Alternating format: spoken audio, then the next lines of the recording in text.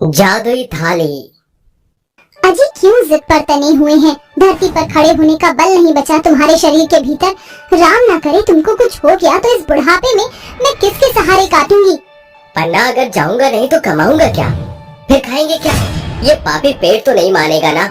कितना आस लगाई थी कि मेरे दोनों बेटे राम लखन बनकर हमारे बुढ़ापे की लाठी बनेंगे, मगर लुगाइयों के आते ही गिरगिट की सी चाल बदल दिखाई उन्होंने।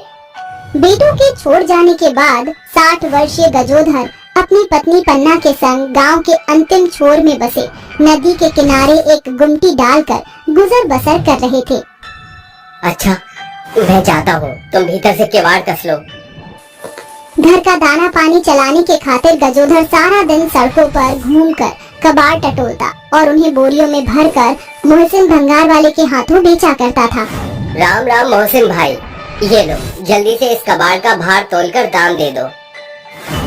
ये लो चचा जान, 15 किलो कबाड़ था, जिसके कुल मिलाकर बनते हैं 150 रुपया।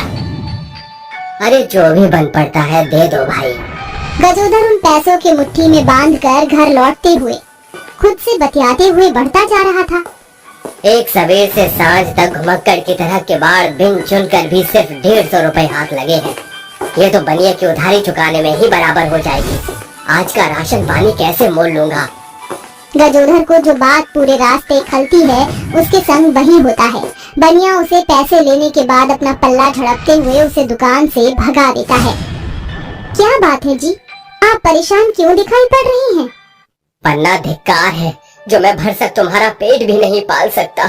चुप हो जाइए, ये वक्त भी गुजर जाएगा। और फिर ये क्या कम है कि हम थोड़े में भी संग हैं?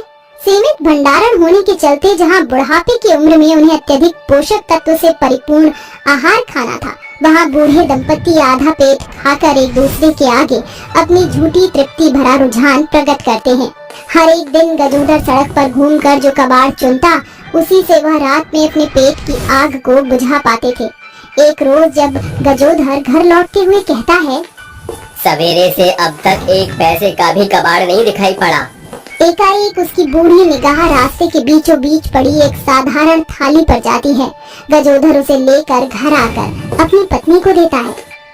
पन्ना, ये देखो, मुझे चौराहे के बीचों बीच ये थाली मिली। इसकी चमक और दमक देखकर तो ऐसा लग रहा है कि किसी बर्तन व्यापारी के ट्रक से गिर पड़ी थी। आज आपको इसी थाली में खाना परोसती हूँ। पन्ना उस थाली को धो पोंछ कर उसे गजोधर के आगे बिछाकर जैसे ही उसमें थोड़ा सा चावल परोसती है, थाली के चारों ओर एक तेज चुभने वाली चमक प्रकाशमान होती है और दोनों की आंखें चकाचौंध रह जाती हैं। अरे तुमने तो इसमें जरा सा चावल का कतरा डाला था, फिर ये थाली अपने आप चावल से लबालब कैसे भर गई? कहीं ये माँ अन्नपूर्णा की दया तो नहीं है? मुझे तो ये माया इस जादुई थाली की लगती है। देखो, एकाएक इस थाली का रंग भी साधारण से सुनहरा हो गया। जादुई थाली का पुख्ता प्रमाण जानने के खातिर पन्ना थाली के भीतर के चावल को निकालकर इस बार उसमें कच्चा दाल डालती है। जादुई थाली एक बार फिर अपनी माया को प्रकट करती है। मैंने इस थाली के भीतर दाल के चुनिंदा दाने डाले थे, मगर इसका पूरी तरह भरना इसके जादुई होने का पुख्ता प्रमाण दे चुकी है। काश कि हमारे पास कुछ पैसे होते तो हम उसे भी इस जादुई थाली के सहारे बढ़ा सकते थे ना पन्ना। पैसे न सही, मगर अब ये जादुई थाली पैसे कमाने का जरिया जरूर बनेगी। मगर कैसे? पन्ना टोकरी में पड़े अल्प सब्जियों को जैसे ही जादुई थाली में डालती है, थाली के भीतर सैकड़ों सब्जियों की भरमार लगकर जमीन पर गिरने लगती है। अरे इस जादुई थाली के तो खेल निराले हैं। एक ही क्षण में कैसे एक आध सब्जियों को ठेला भर सब्जियों में बदल डाला। जादुई थाली से मिले सब्जियों को बड़े से टोकरी में भरकर बूढ़ा गजोधर उन्हें माथे पर लाद कर बेचने के लिए चल पड़ता है। सब्जी ले लो, ताजी हरी सब्जियां ले लो, पालक, गोभी, आलू, ये लो भैया, रास्ते का माल सस्ते में, सब्जी ले लो। गजोधर को ये सब्जी बेचता देख गांव की झुमरी बोल पड़ती है, अरे ओ सब्जी वाले बिहारी बाबू, क्या भाव बेचत हो ई भाजी तरकारी? एकदम सस्ता और सारी सब्जियां एकदम कच्ची और ताजी हैं। झटपट से 1 किलो आलू और 1 किलो पालक तौल दो। गजोधर झुमरी को सब्जी तौल कर दे देता है।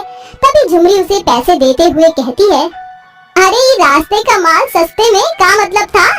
झुमरी की बात सुनकर गजोधर मन में कहता है, अब क्या कहूँ कि ये सब्जी जादुई थाली की देन है जो मुझे रास्ते में पड़ी मिली थी, तभी तो रास्ते का माल सस्ते में बोलकर बेच रहा हूँ। गजोधर बाजार में जाकर अपनी सारी सब्जियां बेचकर कमाए हुए पैसे लेकर घर आता है। पन्ना, ये रही आज की कमाई। पन्ना जादुई थाली को जमीन पर रखकर जैसे ही एक सिक्का थाली के भीतर डालती है, वह 10 सिक्के बन जाते हैं। इसका अर्थ इस जादुई थाली की खासियत यह है कि जो कुछ भी इसमें एक अंश डाला जाएगा, ये उसे 10 गुना करता है। फिर पन्ना एक साथ सभी सिक्के और नोटों को जादुई थाली में एक साथ डालती है कि सिक्के लावे के फूटने की सी ध्वनि करते हुए थाली को ऊपर तक भर देते हैं। जादुई थाली, तुम्हारा बहुत बहुत शुक्रिया जो तुमने इन चंद पैसों को अपने जादू से इतना बढ़ाया है कि हमारे कमाई के रास्ते खुल सके। दोनों संग मिलकर उन पैसों को बैठकर गिनती करते हैं, जिसके बाद सुबह गजोधर कहता है, तो क्या सोचा आपने? रात भर सोचने के बाद मैंने ये तय किया है कि जिस जादुई बर्तन से मुझे ये पैसे मिले हैं, उसे मैं बर्तन बेचने का काम खोलूंगा। उसी दिन गजोधर एक खाली पड़ी दुकान खरीद कर उसमें बर्तन बेचने का कारोबार शुरू करता है, जहाँ सतपाल आकर कहता है, अरे चाचा, जरा थाली दिखाना।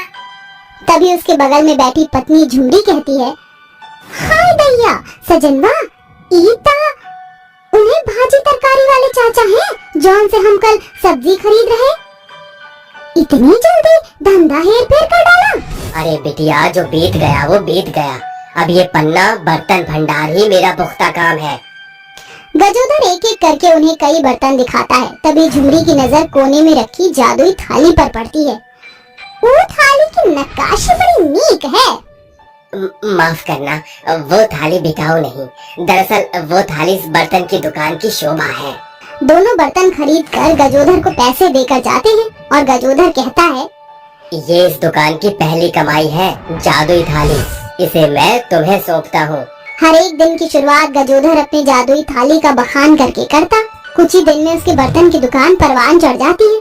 दिन भर की कमाई को गजोधर जादुई थाली में डालता, जिसे वह जादुई थाली उसे 10 गुना करके लौटाया करती, जिससे वह घर बार, अच्छा खान पान सब कुछ हासिल करते हैं।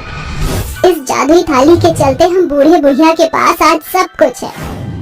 मगर पन्ना, उनका क्या, जिनके बेटे ब्याह के बाद अपने उस बुजुर्ग माँ बाप को भूल जाते हैं जो उन्हें माली बनकर खून से सींचकर बड़ा करता है।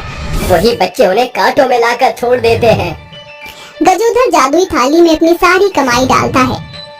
तभी जादुई थाली उसे 10 गुना पैसे फेर कर लौटाती है, जिसे वह बुजुर्ग के खातिर एक आरामदायक वृद्धाश्रम बनवाकर वहाँ सुख सुविधा की तमाम चीजों की उपलब्धि करता है।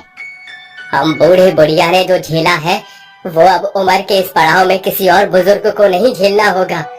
तुम्हारा शुक्रिया जादुई थाली, मैं आजीवन तुम्हारा एहसानमंद रहूंगा।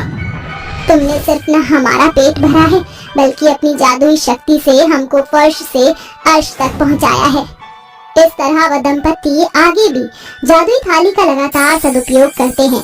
कभी वह जादुई थाली से भूखे की भूख मिटाते, तो कभी बेसहारों का सहारा बनते थे।